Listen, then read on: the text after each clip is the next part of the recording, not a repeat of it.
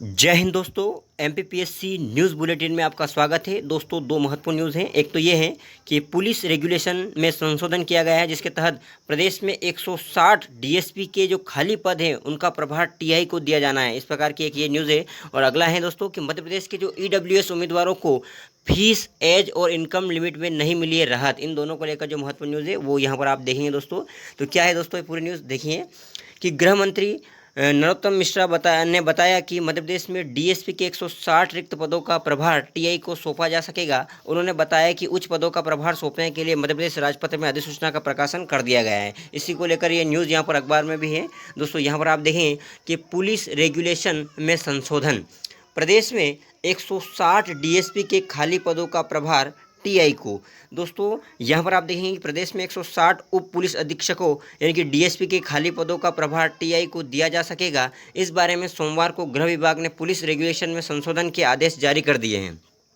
इसके अनुसार कार्यवाहक उप पुलिस अधीक्षक के पद पर कार्य करने वाले इंस्पेक्टर डीएसपी के पद पर वरिष्ठता या वेतन भत्तों का दावा नहीं कर सकेंगे। सिर्फ उन्हें खाली पद का कार्यभार सौंपा जाएगा, जिस पर वे कार्यवाहक उप पुलिस अधीक्षक कहलाएंगे और इस दौरान वे डीएसपी को प्राप्त अधिकारों का उपयोग कर सकेंगे।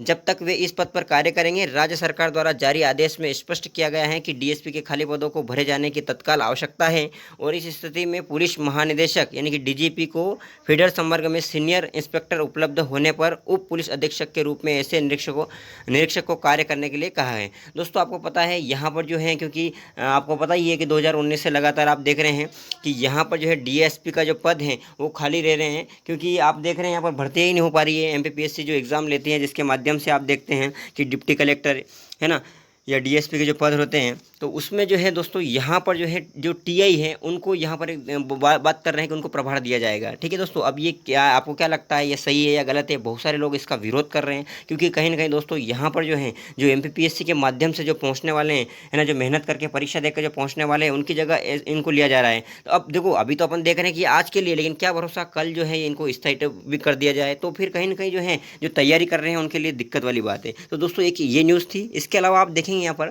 कि मध्य प्रदेश के ईडब्ल्यूएस उम्मीदवारों को फीस, एज और इनकम लिमिट में नहीं मिली राहत। इसको लेकर भी यहाँ पर न्यूज़ है दोस्तों, तो इसको भी देखते हैं ध्यान से। लेकिन अभी तक आपने अगर हमारा यूट्यूब चैनल सब्सक्राइब नहीं किया हो तो जरूर कर दें और साथ ही साथ बेल आइकन को प्रेस कर दें, क्योंकि एमपीपीएससी से संबंधित जो भी महत्वपूर्ण न्यूज़ होती है वो आप तक मैं तुरंत देता हूं।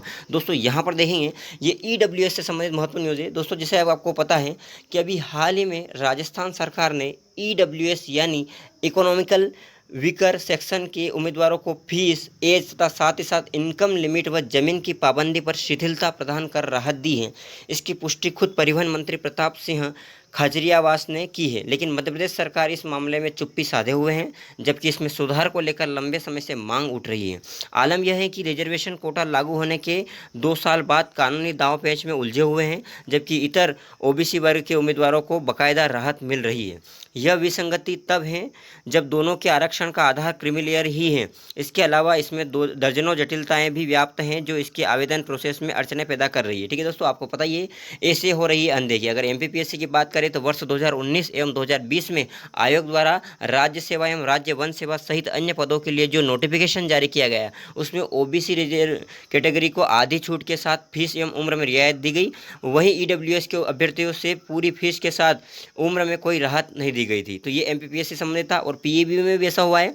यहाँ भी वर्ष 2020 में जेल प्रहरी, आरक्षक भर्ती समेत अन्य पीईबी द्वारा मंगाए गए आवेदनों में ओबीसी रिजर्वेशन कोटे के अभ्यर्थियों से 250 एवं ईडब्ल्यूएस के अभ्यर्थियों से 500 रुपये फीस के रूप में वसूल किए गए हैं।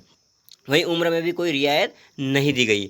और ऐसे हैं समानता। यहाँ पर आप देख सकते हैं कि ईडब्ल्यूएस एवं ओबीसी रिजर्वेशन के पैरामीटरों में आय का आधार समान ही है। दोनों की वार्षिक इनकम की लिमिट 8 लाख रुपए ही है। इसके अलावा डीओपीटी विभाग द्वारा आदेश में भी क्रीमी लेयर का जिक्र है, लेकिन ईडब्ल्यूएस एवं ओबीसी रिजर्वेशन के क्रियान्वयन में विसंगति बरकरार है। दोस्तों, इस प्रकार से ये 2 महत्वपूर्ण न्यूज़ थी।